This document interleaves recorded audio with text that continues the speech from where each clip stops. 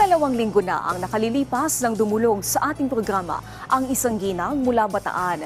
Ang kanya kasing 10 taong gulang na anak nakatakda ng operahan, subalit kulang ang kanilang pambayad sa ospital. Ang ating programa agad umaksyon sa kanilang problema. Kung paano natin sila natulungan, panoorin natin ito. Ika-3 na Nobyembre nang humingi ng tulong sa malasakit at work ang 35 taong gulang na si Rhea Fediago. Kwento niya sa ating programa, dinala nila sa isang ospital ang kanilang anak na si Cedric dahil sa pabalik-balik na lagnat at pananakit ng tiyan.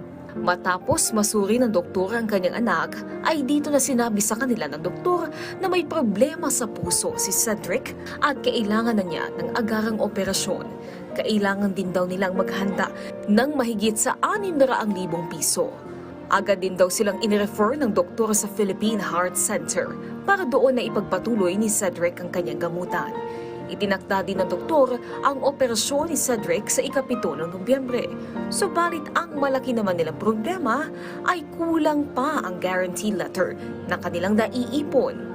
Dahil dito ay nagpasya na silang magpadala ng mensahe sa ating programa para humingi ng tulong. Diagnosed po siya ng TOF. Ang kanya pong schedule ay sa November 7 na po. Ang kanya pong quotation ay umabot po ng 800,000. Ang amin pong nalikom ay nasa 600 plus na po. Noong araw din na yon, ay ora mismo tayong nakipag-ugnayan sa tanggapan ni Senator Christopher Lawrence Bongo. Dito ay nakausap natin ang isa sa kanyang tauhan na si Kirby James Camarillo. Ayon sa kanya, ay magpapaabot ng tulong si Senator Bongo para kay Cedric sa pamamagitan ng isang guarantee letter. Makalipas lang ang 1 linggo, ay natanggap na nila ang guarantee letter mula sa tanggapan ni Senator Bongo. Nabigyan po ako ni Senator Bongo sa pamamagitan po ng Ang kanyang anak naman na si Cedric, nakakonfine na sa ospital para operahan. Ito po ay gagamitin ko po para po sa operasyon ng aking anak.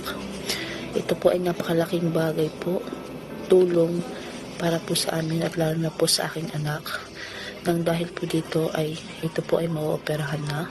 Labis din ang kanyang pasasalamat sa ating programa. Maraming salamat po, Senator Bongo, sa inyong tulong po na ibinigay. Pati po kay Ma'am Angelic Lasa at PTV. Thank you po. Sa mga nais pong dumulog sa ating programa, maaari po kayo magpadala ng inyong mensahe sa aming official Facebook page na PTV Malasakit at Work.